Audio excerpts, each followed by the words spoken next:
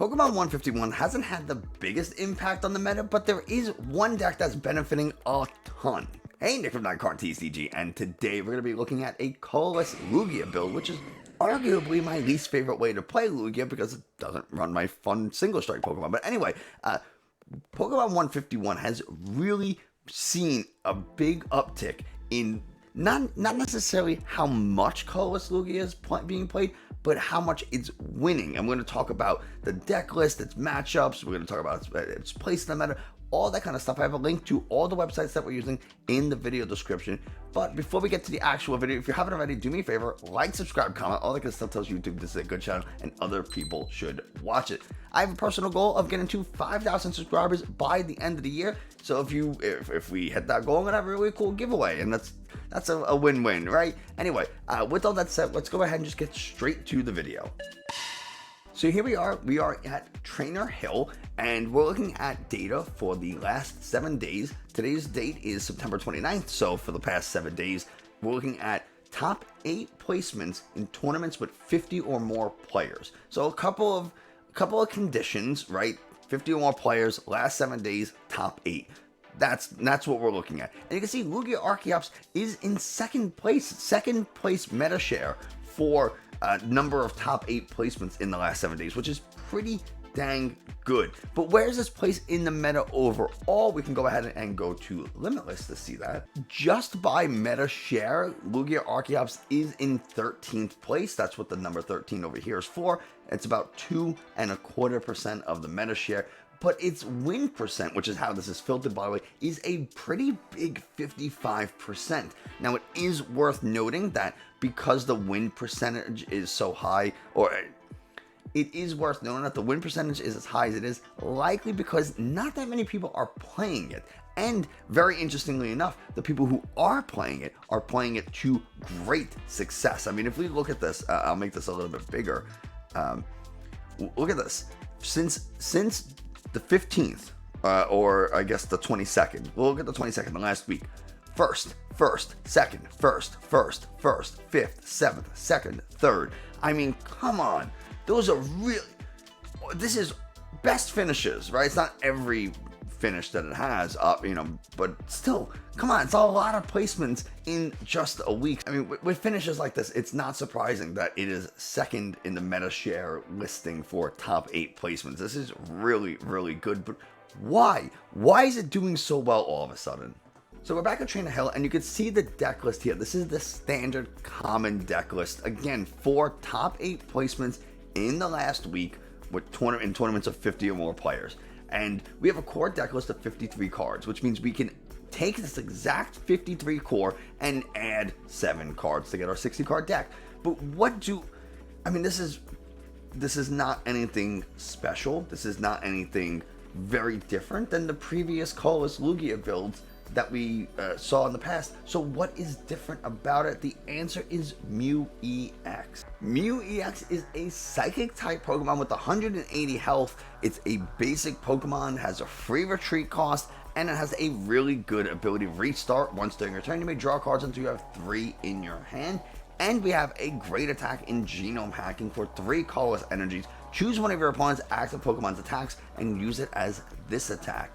Why is this so good? Well, let's go back to the regular deck list. We have cards like Archeops that can accelerate energies to that Mew very, very easily. So we can meet the energy attack requirement in an instant, right? Archeops allows us to attach up to 2 special energies from our deck to one of our Pokemon, and we're going to have, most of the time, 2 Archeops in play, which means we can get 4 special energies into play just with Archeops plus attach for turn. That means if we have an energy in hand, we can Primal Turbo 2 energies onto the Mew EX, attach for turn, Primal Turbo with our second Archeops onto a different Pokemon, just so we can start to power it up and get ready for the next turn, which is really, really good. The one thing that Colorless Lugia lacked was power, because you no longer had access to the single strike Pokemon Tyranitar Urshifu to do big damage. But now we can copy Charizard EX's attack and do a ton of damage. We can copy Giratina V-Star's Lost Impact and do a lot of damage. We can copy Radiant Charizard and do a lot of damage. Like, we have that ability, and we have the ability to power this thing up, like I said, in a single turn, so that's really cool. Plus, we can run our own Radiant Charizard. We can run Luxray for the Mirror, for Palkia, for things that are weak to lightning, so we can, again, power that up very quickly. All we have to do is search a deck for a single reversal energy, and we can use both of those when we are behind on prizes. So there's a lot of things that we could do. We could turn this not into a single prize deck, but we do have access to single prize Pokemon like the Luxray, the Radiant Charizard, Archeops, Snorlax are all things that we can attack with. We have the Drapion for Mew matches. We have Weirdeer for even more power. Weirdeer V has a great ability in Frontier Road, which when you move it from the bench to the active spot, you get to take all the energies attached to your other Pokemon and move it to it. And you do 40 damage times the number of energies attached to this Pokemon. But we can attach 5 energies per turn. 4 from Primal Turbo and 1 for turn. So that means we can very easily get energies onto this Weirdeer super quickly. The other thing that Lugia really lacked was a reliable pivot. Mew has free retreat.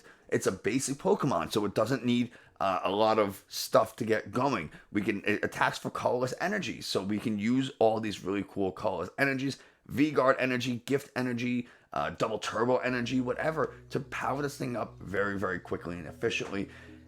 Being a really good pivot means that we can be smarter and more careful and more precise with our energies instead of forcing energies onto the active, so we discard them and then retreat.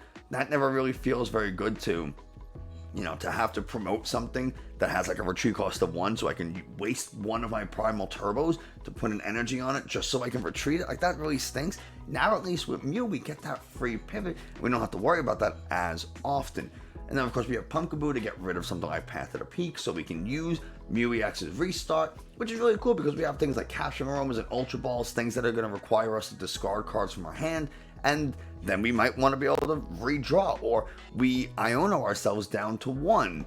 Now we can use Mew EXs to draw 2 more cards. Maybe we find the Ultra Ball we need, or we only have an Ultra Ball in our hand, but we can't discard, we can't play it because we don't have cards to discard. Now we can go ahead and use Mew to get that 1 or 2 extra cards for Ultra Ball, something like that. Like, it has quite a number of uses in a deck like this. Free pivot, allows for power, allows us to use cards like Ultra Ball a little more effectively, draw an extra card or 2 off of a really bad Iono if our opponent Ionos us down to 1, or, it just gives us a little bit of options. And, then we have Gift Energy to draw until up to 7 again after it gets knocked out. It's just really cool. I think as much as I hate to say it, I think it works really well in this deck. Obviously, Colorless Lugia went from doing really poorly to now doing really well. Something had to have changed, right? And I really think the answer is just that Mew EX is a thing. So really the last question is, what does this deck beat and what does it lose to? So we're really just going to focus on the single, the Lugia Archeops build. And as you can see here, it has a really good meta spread. I mean, its worst matchup is Miraidon. It's going to lose most of the time. But you can kind of fix that to a degree by adding in a Dunsparce. Now, it doesn't help entirely because Raikou, if you overbench, can really do a lot of damage to a Mew EX. It can knock out a Drapion, it can knock out a Lugia V. They won't be able to one-shot your Lugia V-Star, which can be really useful, but for the most part, they're going to be hitting you for 200, 220. Miraidon itself hits for 220, so they're going to be knocking out, again, the Drapion, the Mew, the Lumineon. They're going to knock out Lugia V. That's kind of the battle, is that it's a 2-prize trade-off, and they happen to be a little faster. You, again, don't have the power most of the time to take a one-shot on a Miraidon or a Raikou with a Bravery Charm, right? They have 260 health, 270 health, whatever. You have 220, they hit for 220, you hit for 220. So you're taking a 2-shot to get 2 prizes, they're taking a 1-shot to get 2 prizes. They're going to win that matchup. But everything else, you're favored against, or at the very least neutral, right? You're neutral to Gardevoir. Okay, fine. They can kind of go single prize, and it works. You can kind of match single prize. You have a dark type attacker. You have some options, but you're going to beat Charizard. Again, some of these numbers are pretty low in terms of matches played. That's partially because the format's still kind of new. Pokemon 151 just came out. And Colorless Lugia isn't being played that much at a 2.25 meta share on Limitless. It's not the most popular deck, so always take this matchup data with a grain of salt. It's not a be-all, end-all, right? So anyway, we got favored against Charizard, favored against Chien-Pao, favored against Mew, neutral to Gardevoir, favored pretty heavily against Giratina Lost Box. We're favored pretty heavily against Inteleon Urshifu. We're heavily favored into Lost Box. We're neutral with ourselves. We lose to Miraidon Flaffy, and we are slightly favored against Single Strike Lugia. And these are the most common decks in the format. I don't know what else you're playing against that you really have to worry about. If you're in a local meta, and you feel like Miraidon is very, very popular, because Miraidon has two things going for it, which makes it a very difficult matchup. They either run Path of the Peak and are electric type, or they are just an electric type that's pretty aggressive, pretty fast. So yeah, it can be really, really challenging to deal with, because either they hit you before you evolve because they go first, or they hit you before you evolve because they can attack very easily first turn going second. Just thanks to electric generators and things like that. So either way, they're probably going to score 2 prizes very, very fast. And if you're unfortunate enough to start a Lugia against them and you only have 1 because you have to dedicate your resources to getting Archeops into the discard, it really puts you in a very, very bad spot. So now you have to have 2 Lugias, but now you have 2 Lightning Weak Pokemon in play that are both worth 2 prizes. It's very easy for them to KO them. And now they just go up 4 prizes very, very fast. You know, that's where, like I said, that's where that matchup is very, very difficult, borderline unwinnable. But if you are careful about how much you're benching in that very first turn or two, then the Raikou isn't, especially with a Dunsparce in play, isn't going to be able to one-shot your Lugia V.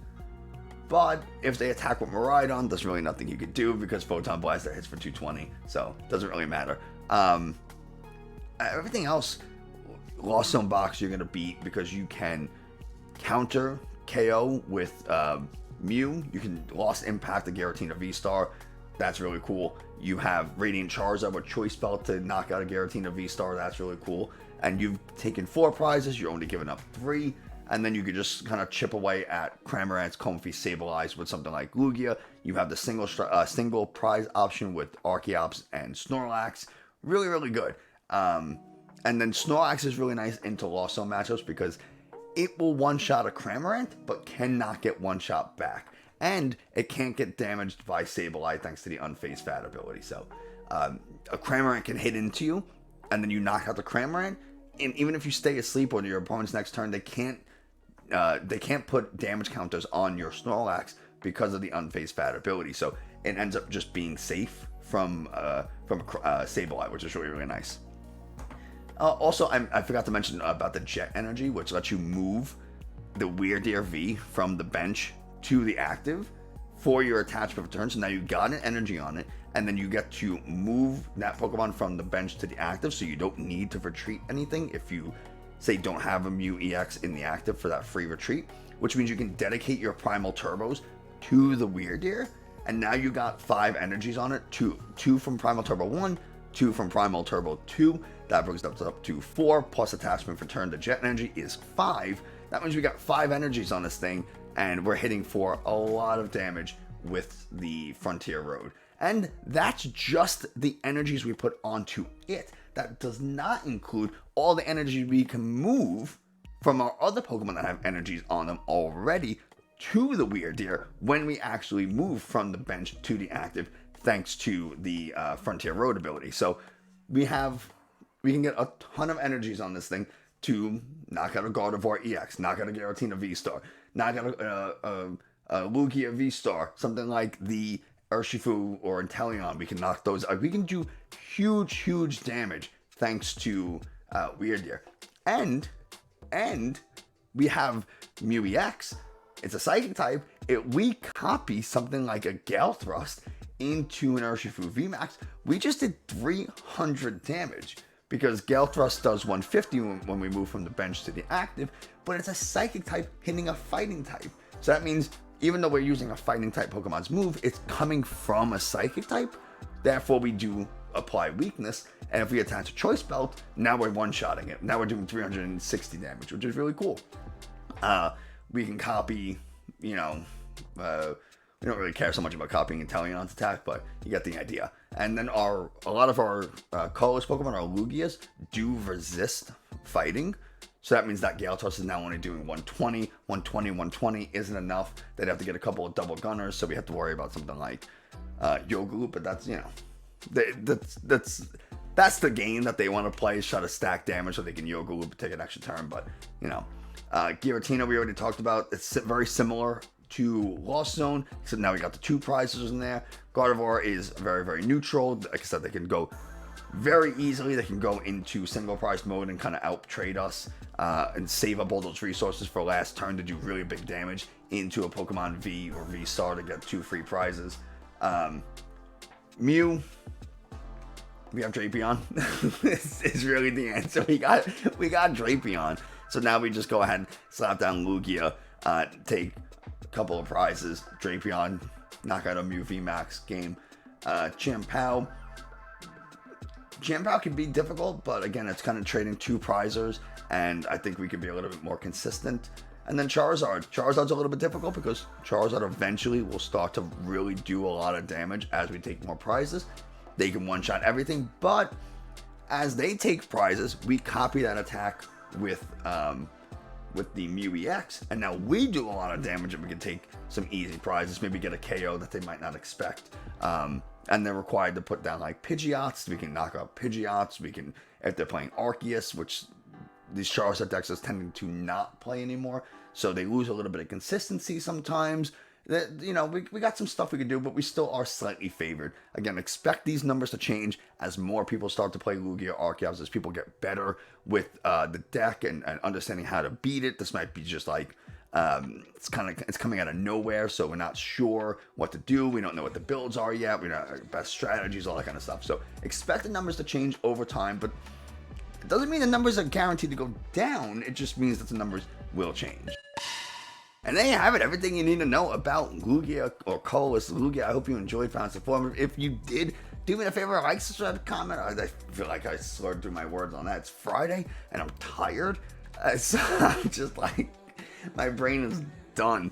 That's going to do it for today. Like, subscribe, comment, all that kind of stuff. Tells YouTube it's a good channel. People should watch. Thanks so much, and I'll see you next time. I want to give a special shout out to the YouTube members Black Wins, Mike the Highest, Fernando Ortiz, Chin Pokemon, and Eric N. Thank you all so much for your support. It really means a lot to me. And if you want to become a channel member, you can go ahead and click the channel member button somewhere at the bottom of the page. I'm not really sure. I haven't done it myself.